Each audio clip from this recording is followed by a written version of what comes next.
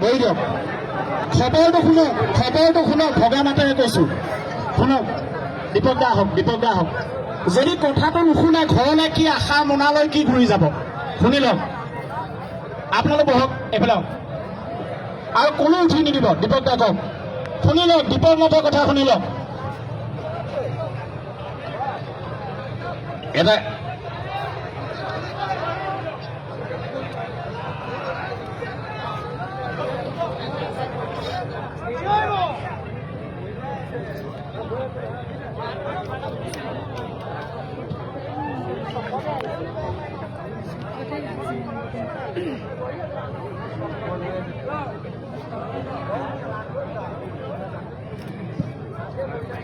গুৱাহাটীৰ পৰা খবৰ আহি আছে ৰ'ব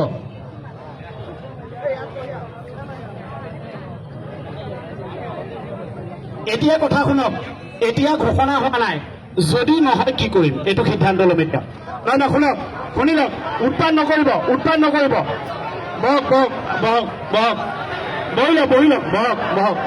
বহক না ডিচিশ্যনটো এজন মানুহৰ ডিচিশ্যন নহয় ৰ'ব বহক ইয়াত মানুহ গোট খাইছে শুনি লওক এইফালে শুনিছেনে আমি যদি কেনেবাকে আমাক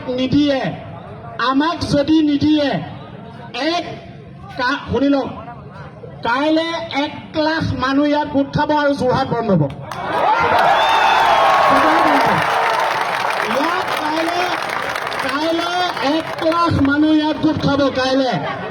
আৰু এতিয়া ৰ'ব এতিয়া কেবিনেট এতিয়ালৈকে হোৱা নাই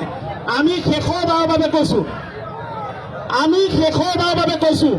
যদি আমাক নিদিয়ে হয় আমি চৰ্ত দিছো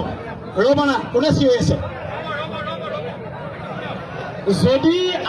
আমি 3টা চৰ্ত দিছো চৰ্ত 1 শেষ গীতটো আমাক লাগিব চৰ্ত 2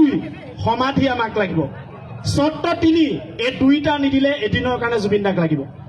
যদি নিদিয়ে মই প্ৰশাসনৰ মানুহকো কৈছো ইয়াত থকা যদি এই কথাখিনিৰ কাৰণে মোক ৰাতি এৰেষ্ট কৰিব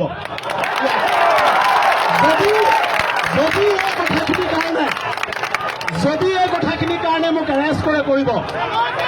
যদি শুনি লওক ইয়াত চব মানুহ যোৰহতীয়া হৈ আহিছে ইয়াত কোনো দল নাই ইয়াত কোনো সংগঠন নাই ইয়াত কোনো সাংবাদিক নাই ইয়াত আমি যোৰহতীয়া